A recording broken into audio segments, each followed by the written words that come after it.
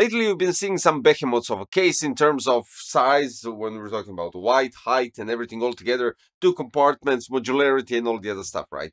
And with all of that, the price actually follows, right? So if you have more options, more possibilities, size in terms of more material used to create the case, the price follows upwards. But here we have something in the budget category, and when I say budget category, it really is, and it comes quite interesting in those terms because it can pack a punch.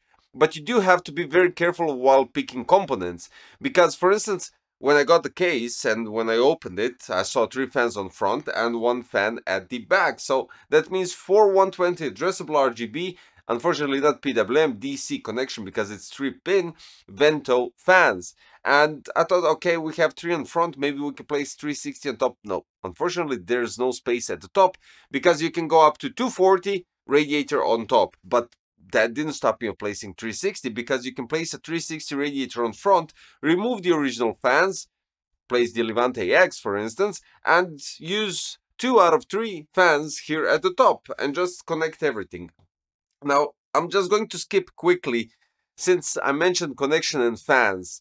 The initial cable management is terrible at the back, but luckily if you untie literally everything and start from scratch, you can definitely manage something quite nice at the back, giving you an option to have a tidy cable management from the front to the back and quite nice organized. Now, this case supports up to 8 120 fans, 3 on the front, 2 at the top, 1 at the rear, and 2 on the power supply shroud. And unfortunately, does it create additional airflow? It does, but only from one direction and not the band, but from one direction, and I mean the bottom fan on the radiator, or if you don't have a radiator on front, these 2 fans collect the air from the bottom fan on the front, and that's basically it. So quite straightforward. Unfortunately, there aren't any holes or perforated mesh here on the side because we have tempered glass covering up the whole side, and here on the side we don't have anything perforated. So yeah, that's it. Now, the interesting thing is, when we talk about the expansion slots at the back, we have 7 of those. And unfortunately, you don't have those extension covers that can be tied up with a screw. You do get them in the accessory box. But why would you do this, for instance, and place these that are disposable? Well, basically, you just have to cut them out and place the additional ones and not save additional money on that. So yeah, that's a bit of a strange thing. But when I mention high-end components and tight spot, because you do have to really take measures and really configure everything properly. We have a 360 radiator on front. This is Levante X360. Then we have AMD Ryzen 9 7900X3D. We have MSI MPG B650 Carbon Wi-Fi, and we have a Palit RTX 4080 Super that is Infinity OC, Infinity 3 OC, and this is, if you remember my past video, SFF ready graphic card, which means that it supports smaller compact chassis, and this comes in play because from the radiator, because the fans are on the front part of the chassis, from the radiator to the GPU you have 2.5 centimeters of space. So if you really want to play along and just do wonders, you can eventually add another set of fans here to create a push-pull on the radiator, but that's just going too far because you would be definitely touching the GPU.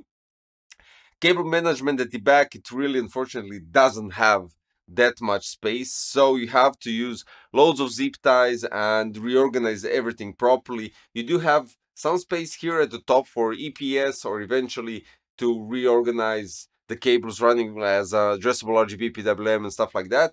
And that's it when we're talking about that. But we have here something else. Now, this is XPG Probe Bronze 700 watts non-modular power supply, and basically I just wanted to add it to this build since it kind of goes into that segment of budget, right?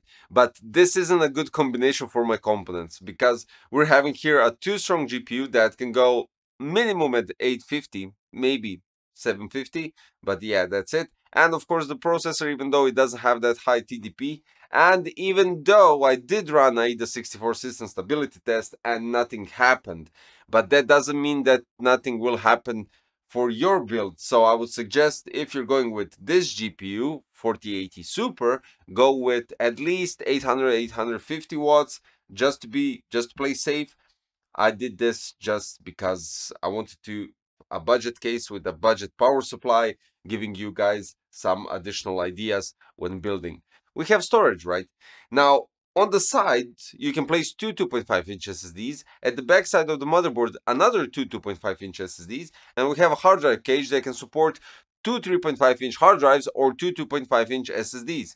Now, I/O panel. We have two USB 3.2 Type A, one 3.5mm jack 4-pole, reset button, and a power on button. So unfortunately, it's missing Type C, but I'm seeing a trend here where they try to cut the cost as much as possible, and this is why we have a slimmer or a thinner steel here on the chassis, which basically, when we take into consideration the thickness of the steel and the price, it goes along and it goes into that budget segment. Now, what you need to know about this case additionally, because we have a magnetic front panel design, which is quite easily accessible. You just have to untie the screw at the bottom, which is fairly easy. It's not tightened that much in terms of just over threading it, or however you say it, but you just untie it, and the front panel, you can just simply pull it out and clean out the dust filter and everything all together. Then it supports mini ITX, micro ATX, and ITX motherboards, supports cooling configuration up to 6120 and 360 radiator, even though I see possibilities, as I already stated, to add the power supply shroud, giving you some additional airflow from the GPU. It supports graphic cards up to 340 millimeters long, and it can accommodate 4000 series. It supports CPU air coolers up to 160 millimeters. And that's simply all there is to it. I mean, you have loads of space because the cage doesn't cover the whole part right here in the power supply shroud, so you have enough space to tuck in all the cables and everything all together. But yeah, looking quite, I would say, nice budget case in those terms, but it's very light. You can literally, when it's empty, I mean, even now it's not that, yeah, it's not that heavy. When you take into consideration other cases, the only thing that's heavy, well, the heaviest here is the power supply.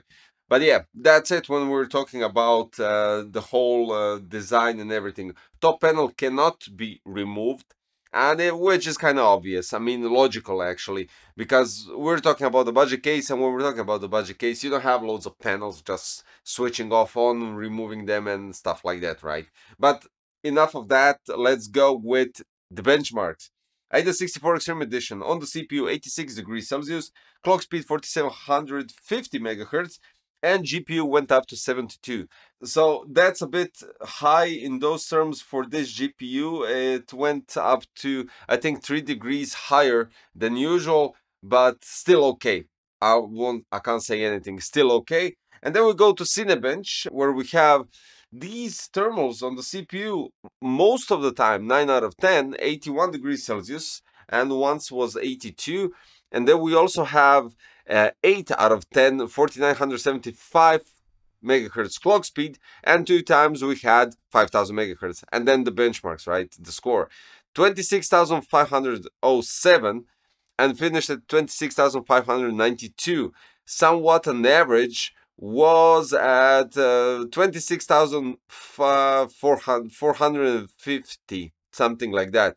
And it's because we had two drops at 26,265 and 26,382. So I would say it performs quite good. The GPU does get hot, but unfortunately I can't test out with my other RTX cards because they don't fit, since the radiator is really close. So yeah, that's unfortunate. I really would like to see my RTX 4080 Super Gaming X Slim, because I have much more data in comparison towards that GPU than towards the Palit RTX 4080 Super. But regardless, this GPU fits, so you approximately know which GPU to aim. All in all, what you pay, this is what you can expect. I can say that. But it has some cool features. First of all, we have 4 120 Vento addressable RGB fans.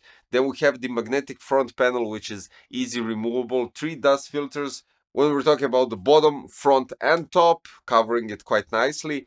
I'm really missing the USB Type-C connection at the top, but we have two USB 3.2, which is kind of solid.